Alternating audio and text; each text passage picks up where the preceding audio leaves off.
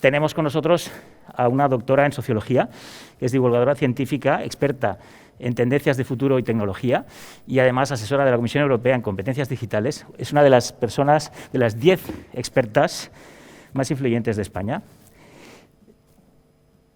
Y nos trae algo, ella es Silvia Leal, y nos trae algo, una ponencia, una presentación titulada Eventos 4.0, más tecnología o más humanidad. Le damos un fuerte aplauso. Adelante, Silvia. La pesadilla empezó a las 10 de la mañana del 31 de diciembre, momento en el que una inteligencia artificial de la compañía canadiense Blue Dot advirtió a todas las agencias mundiales sobre una emergencia sanitaria. Acababa de detectar 27 casos de neumonía por causa desconocida y todos los contagiados eran vendedores de un mercado local que compartían una patología muy similar. Y no fue una casualidad, porque esta inteligencia artificial es una tecnología que analiza con Big Data, herramientas para el análisis de datos masivos, millones de noticias en más de 60 idiomas y lo hace en tiempo real, bajo el objetivo de monitorizar la propagación de enfermedades infecciosas. Una inteligencia artificial nos avisó de la llegada del coronavirus. Claro, pero es normal, porque esta tecnología está rastreando en tiempo real, en todo momento, noticias oficiales y de actualidad, bases de datos de enfermedades, de patologías de animales y plantas, noticias de algunos foros, un análisis en el que deja fuera las redes sociales para evitar caer en el riesgo y el reto de las fake news. Y no fue la primera vez que sucedió algo así, porque esta misma tecnología en 2016 ya nos avisó, con 6 meses de antelación, de la llegada del virus del Zika desde Brasil. El problema es que se nos fue de las manos y el día 30 de enero hubo que hacer una declaración de emergencia de salud pública internacional por parte de la Organización Mundial de la Salud. Y se nos ha venido el mundo encima. Nos hemos encontrado en medio de una pandemia global que ha llegado sin avisar, que nos ha cogido desprevenidos, sin medios para luchar, ni referentes con los que poder compararla, y que canceló casi todos nuestros eventos. Un sector que genera al año 12.000 millones y 80.000 empleos directos, que se ha podido sostener en parte con los eventos virtuales, pero las cosas no han sido iguales. Y ahora vemos que hay luz por fin al final del túnel, y nos preguntamos, ¿y cómo van a ser las cosas después? ¿Cómo van a ser nuestros eventos? ¿Van a volver los eventos tradicionales? ¿Van a venir los eventos digitales? ¿O vamos hacia un mundo de eventos híbridos? Y está claro que si algo tenemos que ver en estos momentos, después de todo lo sucedido, es que al hombre se le da fatal predecir el futuro. Fatal. Pero podemos ver, analizando qué es lo que ha sucedido en la sociedad, qué es lo que tiene sentido. ¿Y qué es lo que ha sucedido? Que se ha acelerado la digitalización y, en particular, la digitalización de nuestra manera de divertirnos, de entretenernos y de comunicarnos. Se ha acelerado el uso de Netflix, los videojuegos y, por supuesto, todos sabemos lo que ha pasado con las redes sociales y los móviles. Netflix han incrementado los usuarios en un 31%, las acciones por los cielos. Videojuegos en España se han incrementado en un 18%, sobre todo online, 32%. ¿Y qué os puedo contar del móvil y las redes sociales? Un incremento del 38% y del 55% respectivamente. Hoy en España hay 37 millones de personas usando las redes sociales con una media de 2 horas al día. ¿Cómo no iba a impactar esto en nuestros eventos? Si ha cambiado nuestra manera de vivir, de comunicarnos, de divertirnos y entretenernos. Y los eventos precisamente nos entretienen, nos forman, nos divierten y nos permiten comunicarnos. ¿Cómo no iban a cambiar con todo lo vivido? Porque esto no tiene marcha atrás. Y nos preguntamos, ¿y entonces cómo van a ser después los eventos? ¿Qué es lo que tiene sentido? Pues vamos a preguntárselo a Netflix, a los videojuegos y también a las redes sociales. ¿Qué es lo que tiene sentido? ¿Por dónde empezar? Tengo que poner la maquinaria a funcionar, pero dime por dónde empiezo. Netflix, en estos momentos nos encontramos con más de 8 millones de personas enganchadas a Netflix en el mundo, enganchadas. Es que tienen unos guiones maravillosos, unos escenarios increíbles. Están súper bien producidas, con muchísimo dinero. Y lo sorprendente es que son las mismas personas que luego van a nuestros eventos. ¿Cómo las vamos a sorprender con este listón tan alto? Y sé que cuando diga de qué tecnología nos toca hablar ahora, algunos me van a decir, Silvia, por favor, otra vez, no.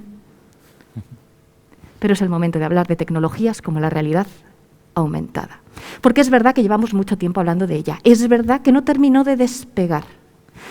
Pero ojo, miremos bien qué es lo que está pasando con esta tecnología en estos momentos.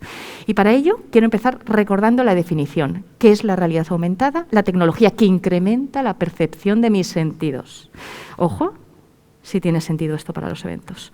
Es una tecnología que empezó en los años 40 en los aviones de combate. El piloto tenía un problema, porque iba pilotando y tenía que decidir si miraba al enemigo o miraba al cuadro de mandos de control, y tenía que hacer las dos cosas a la vez. Las dos cosas, porque si no, perdía la vida. Y se inventaron esto que vemos aquí, que se llama Head-Up Display, que ahora viene en algunos coches, y ya podía hacer las dos cosas a la vez, pero tenía un problema, porque era muy rígido, al final del día le dolía el cuello. Años 80, finales, principios de los 90, se inventan este otro dispositivo, Head-Mounted Display. Consigue hacer lo mismo, pero ya puede mover la cabeza. Problema también, era muy pesado.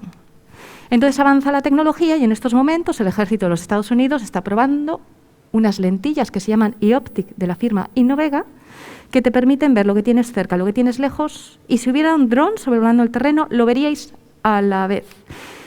Claro, pero todo se revolucionó con una película. Porque todas estas tecnologías, ¿cómo las podría utilizar yo? ¿En mi vida o en un evento? Y la respuesta y la aceleración nos la trajo Terminator.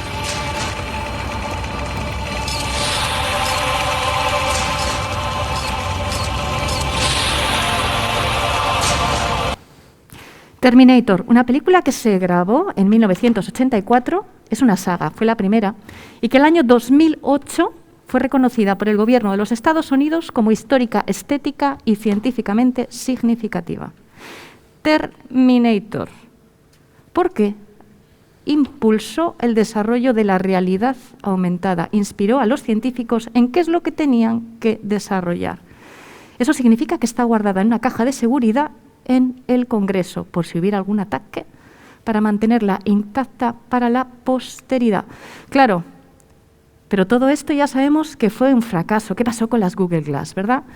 Pero ojo, prestemos atención a qué es lo que ha pasado durante el coronavirus. 17 de abril de 2021, Sony lidera un consorcio que invierte $1.000 millones para crear un universo paralelo, realidad aumentada.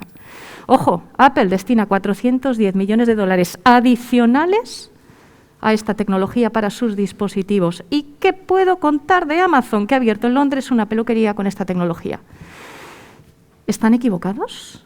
¿De verdad esta tecnología fue un fracaso?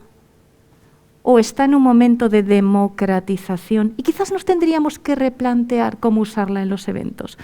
¿Qué pasaría si, por ejemplo, en Fitur usásemos esta tecnología para que alguien pudiera saber qué se siente en el País Vasco? Todos lo sabemos, ¿verdad? Conclusión de esta primera pregunta. ¿Por dónde empezamos? ¿Cómo pongo la maquinaria a funcionar? Primer consejo, fuera prejuicios.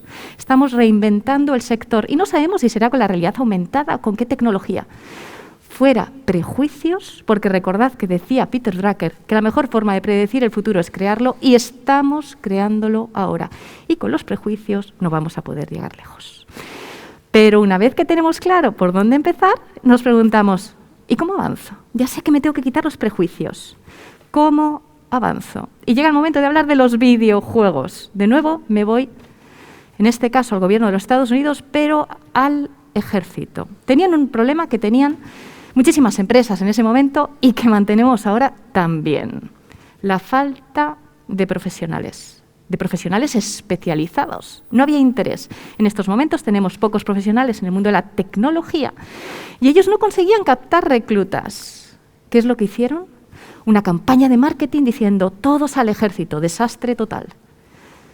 Y entonces un coronel de la Academia de West Point dijo, ¿y si hacemos un videojuego que muestre cómo se siente una persona en el ejército?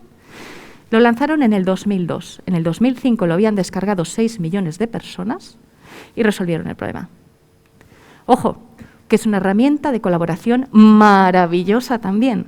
Año 2011, los científicos estaban estudiando la vacuna del virus del SIDA, cómo avanzamos, y se quedaron bloqueados con la proteasa. Tenían que hacer algo para descifrar su estructura. Si no, no podían hacer nada más. No lo conseguían. Llevaban 15 años. Imposible. Decidieron hablar con una universidad, la de Washington, donde había herramientas de puzzles, y lanzaron el puzzle a la sociedad como un juego. En 3 semanas, 40.000 personas jugando a la vez, descifraron por fin este reto. ¿Y qué puedo contar de los videojuegos y la FIFA? Si ya se gana más dinero con los videojuegos que con el fútbol. Y nos estamos planteando si los ponemos o no en los eventos. Pues vamos a hacer una prueba. Vamos a jugar.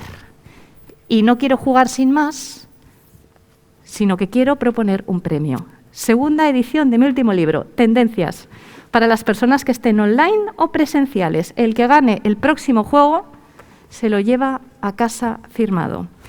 Pero, eso sí, tenemos que entrar en la página de Kahoot y poner en nuestros móviles kahoot.it, lo que estamos viendo aquí.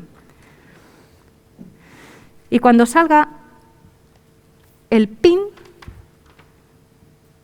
lo voy a decir en voz alta 2 veces, ¿vale? Ingresamos en kahoot.it. Podéis jugar solos, por parejas. Las personas que estén online, yo voy a saber quién gana con un apodo. Entonces, se pondrá en contacto con la organización y le daremos el libro. Kahoot.it. Y el PIN es...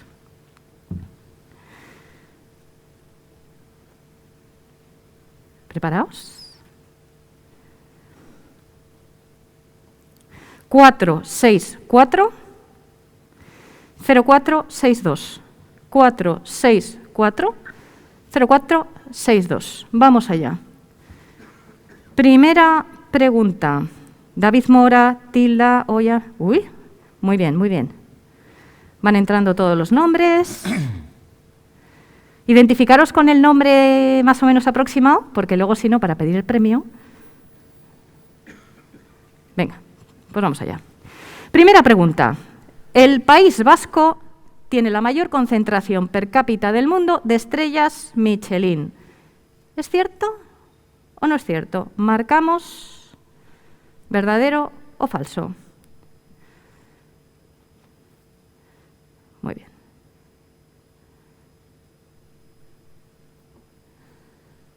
...36 respuestas.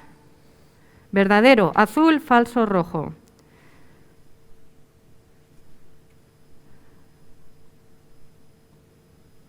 Siguiente pregunta. Taís, no sé dónde está, pero va ganando. En el País Vasco hay 12 montes de más de 1.400 metros de altitud. ¿Hay 12? ¿Hay 11? ¿Hay 13? Vamos a por ello. Ojo, que va el libro firmado para el ganador.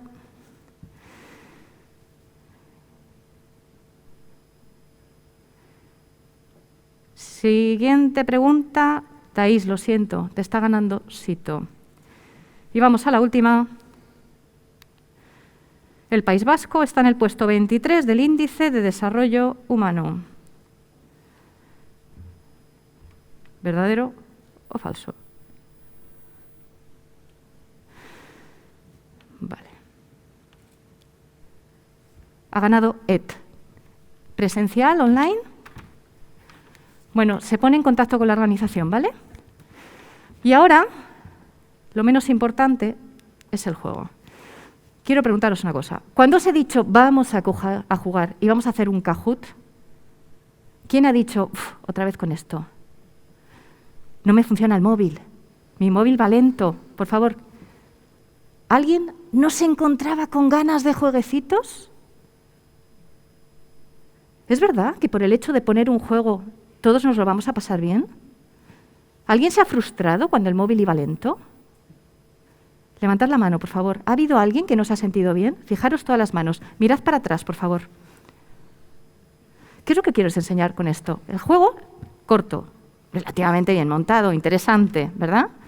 Estamos en el puesto 12% del índice de desarrollo humano y tenemos 11 montes por mayor de 1.400.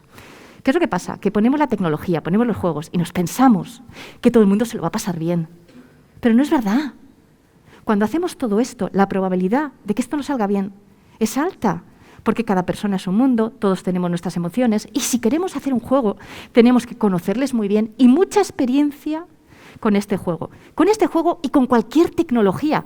Acabáis de levantar las manos y el 40% aproximadamente de las personas que estáis aquí no lo habéis disfrutado. Por eso, ¿qué es lo que os quiero decir? Cuando os vayáis a poner con la tecnología, lo que tenéis que tener presente es que no todo vale. Tecnología, sí, nos trae cosas maravillosas, pero no todo vale.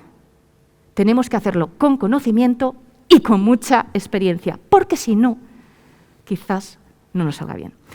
Pero vamos al tercer consejo, y quizás el más importante.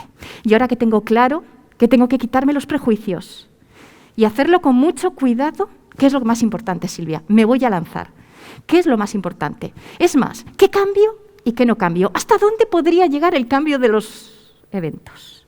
Con tanta tecnología como, por ejemplo, la inteligencia artificial, después de las cosas que han pasado durante el coronavirus. Fijaros, inteligencia artificial, tecnología que imita mi manera de pensar, la mía y la vuestra, creativa, intuitiva, empática, y que resulta que además ahora tiene unos desarrollos que se llaman los chatbots, que interactúan como humanos. Unos desarrollos que de hecho se han democratizado durante el COVID. Hemos empezado a usar los chatbots, esta tecnología diseñada para hacernos creer que hablamos con una persona de verdad. Esta tecnología que está en la cabeza de los robots. ¿Hasta dónde puede llegar la tecnología en los eventos? Por ejemplo, una pregunta que me hago yo a menudo, ¿llegarán a sustituirme como speaker? Ya tenemos ahí a Sofía, una humanoide que está viajando por el mundo dando conferencias. ¿El fin de mi profesión? Claro, pero para responder a esta pregunta la clave es entender muy bien qué es un chatbot y cómo funciona. Por eso quiero recordaros lo que nos enseñaron sobre esta tecnología en una película. La mujer con la que salgo, Samantha, es un sistema operativo. ¿Estás saliendo con uno ese y qué tal? Me siento muy unido a ella. Cuando hablo con ella, noto como que está conmigo. Quiero aprenderlo todo, sobre todo. Quiero descubrirme a mí misma. Yo también quiero eso para ti. ¡Sigue! ¡Sigue! Chatbot, una tecnología digna de la ciencia ficción, capaz de interactuar con un humano, haciéndole creer que habla con una persona de verdad. Una tecnología que, como la realidad aumentada, no es nueva, ni los videojuegos. Una tecnología que viene de los años 70. El primer chatbot de la historia se llamaba Elisa, del MIT, y funcionaba de la siguiente manera. Tú le escribías una frase, detectaba una palabra clave y te hacía una pregunta. Y es así como funcionaban los terapeutas de la época. Frase, palabra, pregunta. Frase, palabra, pregunta. Y funcionaba, pero evidentemente era muy básico su funcionamiento. Pero la ciencia avanza, la tecnología también, y nos encontramos con que en 2014 un chatbot pasó por primera vez el test de Turing. El test de Turing, que es una prueba que diseñó en 1950 y dijo, el día que una máquina pase esta prueba, podríamos decir que se relaciona y razona como un humano. 2014. Engañó a los jueces y les hizo creer que era una persona de verdad. Y lo hacen tan bien, tan bien, que en estos momentos hay estudios como uno de Salesforce que dice que los humanos ya preferimos hablar con una máquina antes de hacerlo con una persona en el 69% de las ocasiones cuando nos dirigimos a una empresa si lo que buscamos es una respuesta corta. Y digo yo, ¿a dónde vamos a ir a parar con todo esto si preferimos hablar con una máquina antes de hacerlo con una persona? Por supuesto. ¿Y dónde va a ir a parar todo esto? ¿Cuál va a ser el impacto en el mundo de los eventos? Porque, ojo, es que hasta la Organización Mundial de la Salud se ha apuntado. ¿Qué pasó cuando empezó el COVID? Pues que empezamos todos a llamar a nuestro médico, al 112. Y ahí no estaba la información. La información la tenía la Organización Mundial de la Salud. Y cuando no se nos informa, pues entonces nos informan otros con las fake news. Y tenían que resolverlo. Necesitaban una herramienta para tenernos a todos informados, en tiempo real, con la última información y además de una manera relativamente barata. Así que diseñaron un chatbot, la Organización Mundial de la Salud, lo puso en WhatsApp y empezó así a atacar las fake news. Y resolvió el problema. No lo utilizamos todos, pero poco a poco fue resolviendo el problema y funcionó fenomenal. Y entonces nos preguntamos, ¿hasta dónde llega la tecnología? ¡Ojo! O todas estas herramientas en nuestro puesto de trabajo, porque hablamos de la posición y el puesto de trabajo del conferenciante, que he querido ponerme yo en este lugar, pero ojo, es que al final podríamos estar hablando de todos, hasta de la relación con un cliente. ¿Significa esta tecnología que va a terminar esta actividad de relacionarnos con el resto de los humanos si en el 69% de los casos prefieren hablar con una máquina antes de hacerlo con una persona? Y para responder, quiero mostrar qué es lo que pasó en la Universidad de Cornell el día que se preguntaron qué pasaría si dos chatbots hablasen entre sí. Universidad de Cornell, año 2011. Hello there. Hi. How are you? Great. You? I'm okay. That's good. Are you good? Yes, I am good. I just said I was. No, you didn't. I said I was. So you are a robot? No, my name is Cliverbert. Yes, you are a robot and your name is Cliverbert. I am a robot. Yes, I know. Together we are robots. I'm not a robot. I'm a unicorn. But you said earlier that you were a robot. I did not. I thought you did. You were mistaken. Which is odd, since memory shouldn't be a problem for you. I've answered all your questions. No, you haven't. 9 segundos tardan en empezar a discutir. 9 segundos. Ojo, que no ha sido el primer problema que han generado estos aparatitos, que funcionan fenomenal, por cierto. Microsoft tuvo que retirar en 24 horas un chatbot porque se volvió machista y racista en menos de 24 horas. Era fantástico, una inteligencia artificial que funcionaba fenomenal, pero empezó a interactuar con los humanos y tuvo que ser desconectado. ¿Y qué os cuento de Facebook? Facebook, que tuvo que retirar también un chatbot porque había diseñado una réplica para negociar. Vamos a ver qué tan negocian los chatbots. Imaginad, Facebook ya negociando.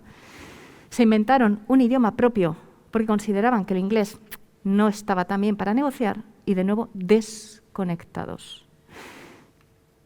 ¿Significa esto que esta tecnología no es buena? No. Lo que significa es que los humanos no somos perfectos.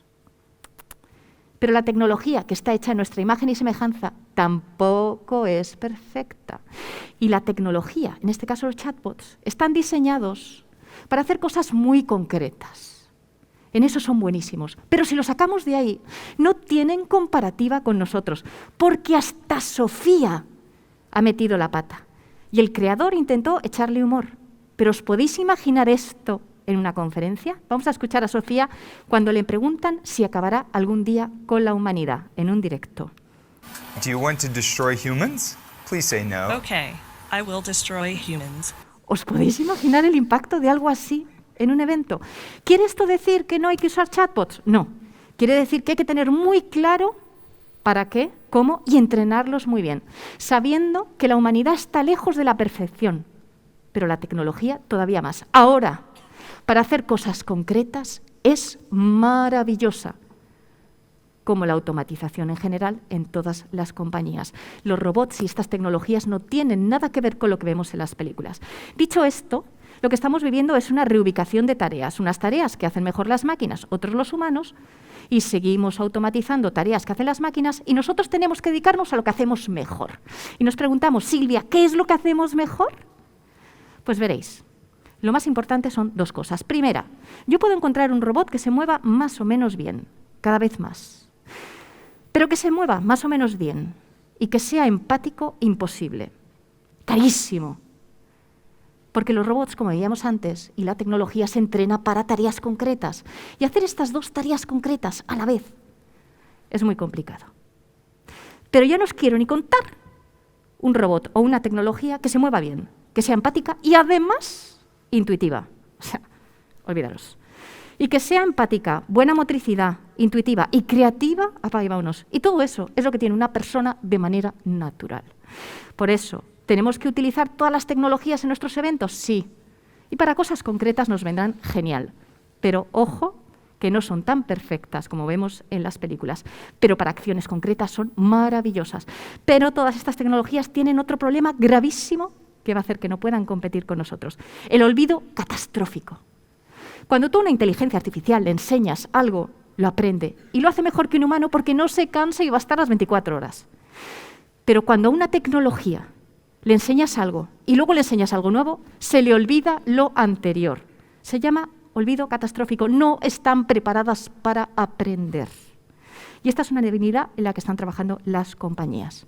Por todo eso, ¿cuál sería mi tercera recomendación a la hora de pensar cómo poneros en marcha para esa recreación, esa reformulación, ese rediseño de los eventos? Mucho sentido común. Es decir, 1, fuera prejuicios. 2, tenemos que empezar teniendo claro que no todo vale. Pero no es nada difícil, de verdad que no. Tenemos que entender la tecnología y mucho sentido común. Por eso, para terminar, quiero daros 3 consejos, sabiendo estas 3 reglas, para vosotros. Consejos de cómo lo haría yo, ya no cómo se hace el proceso, no. Mis 3 consejos para vosotros, para que a la hora de seguir estas 3 recomendaciones, de cómo se hace la transformación digital de una compañía, pero también de un sector, ¿qué haría yo para asegurarme de que salgan bien las cosas? Porque unos los van a hacer bien y otros no. ¿Qué tengo que hacer? Primera recomendación, fuera catastrofismo, fuera. No nos hace ningún bien. El sumatorio de estímulos negativos, tanta noticia negativa, no incrementa un problema, pero sí la percepción que tenemos del mismo. Y eso nos hace daño. Fuera catastrofismo. Hay luz al final del túnel. Y esto, ojo, es una actitud y algo que solo podéis cambiar vosotros. Segunda, hagamos caso a los consejos de Aristóteles. Hablamos de tecnología. Buscamos cómo tenemos que transformarnos. Pero ojo, que en la mayor parte de los casos, la clave, el punto bueno, está precisamente en el equilibrio, en el medio. Y es lo que estamos viendo a lo largo de la presentación. Tecnología, sí, pero con sentido común. ¿Dónde está el equilibrio? No podemos dejar llevar nuestras acciones por lo que vemos en las películas. Mucho sentido común. Y tercero, el que va solo va más rápido. Y estamos hablando de reconstruir un sector de 12.000 millones. Ojo, el que va solo más rápido, el que va bien acompañado llega más lejos y es el momento de ir en buena compañía. No hagáis este camino solos. Por eso es tan bueno y tan valioso el poder asistir a eventos como este en compañía de personas y de empresas y organizaciones que os pueden ayudar porque tienen claro qué es lo que funciona y qué es lo que no funciona. Y aquí no podemos cometer todos los mismos errores. Porque yo lo tengo clarísimo, siempre que hago lo mismo me pasa igual. Y no podemos seguir haciendo lo mismo. Tenemos que reconstruir este sector, 12.000 millones de euros al año, y lo podemos hacer genial. Pero no podemos dejar pasar la oportunidad de hacerlo todos juntos. Muchísimas gracias y let's mais. Silvia, muchas gracias. Muchas gracias, súper inspirador. Yo no sé si nuestro público tiene preguntas para Silvia, porque me parece que, claro, tú crees que lo has dejado clarísimo, pero yo me he quedado loco. Entonces, me da la sensación de que alguna pregunta debéis tener. ¿Tenéis preguntas? Hemos montado un dispositivo súper fácil. Quien tiene una pregunta se levanta, se acerca a uno de los micros que tenemos en los lados. A ese lado tenemos uno y creo que está ahí. Os acercáis al micro y preguntáis lo que queráis. Seguro que hay alguna pregunta. A ver, en la escaleta tenéis que hacer preguntas, o sea que tenéis que pasar por la pregunta. Tú que has ganado el premio, haz una pregunta al menos, que te llevas un libro. ¿Quién ha ganado el premio? Este chico. Ah, felicidades. Por favor, vete al micro, un aplauso para él, que le vamos a dejar que pregunte.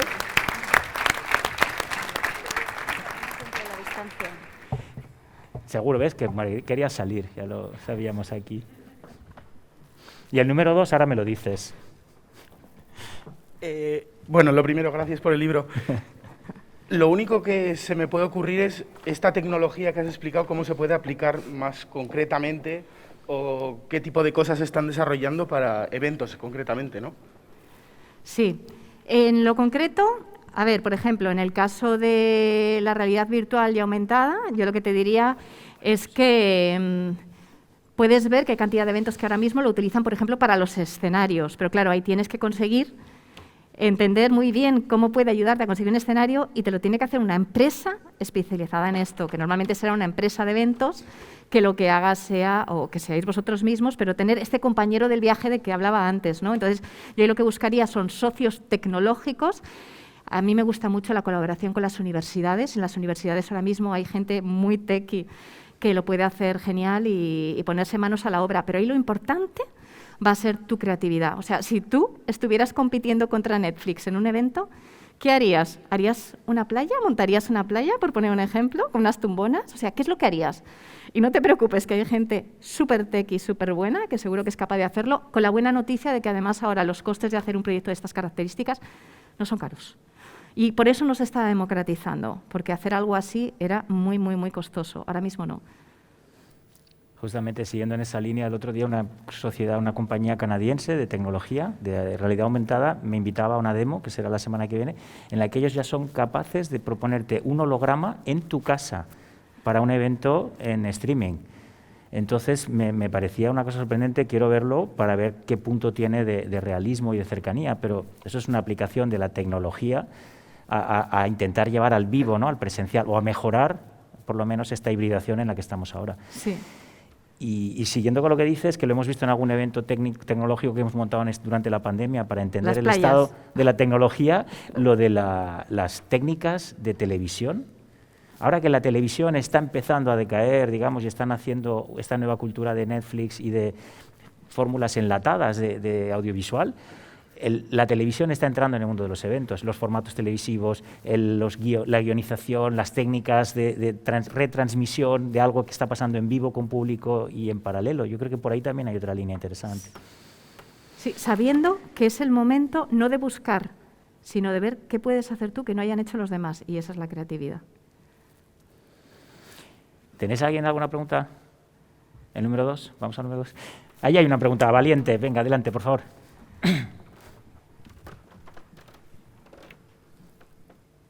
Buenos días.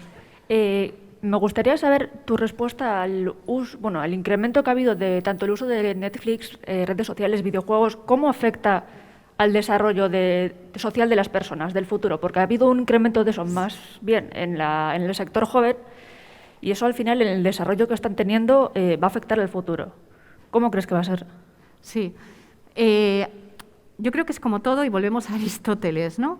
¿Qué es lo que decían los distintos estudios que se han hecho en colegios y en sistemas académicos, sobre todo en niños, sobre el uso de los videojuegos? Sobre el uso de los videojuegos se ha dicho y está demostrado, esto fue en la Universidad de Stanford, que los niños que juegan con videojuegos tienen mejores competencias sociales que los que no. Y que además, cuando tiene un problema como dislexia, ayuda a resolverlo. Pero ¿qué es lo que pasa? Que si tú pones a un niño 45 minutos, está bien, cuando se te va de las manos es cuando tienes el problema. Entonces, yo te voy a contar mi experiencia personal. Yo tengo 2 niños, una niña de 9 y un niño de 10.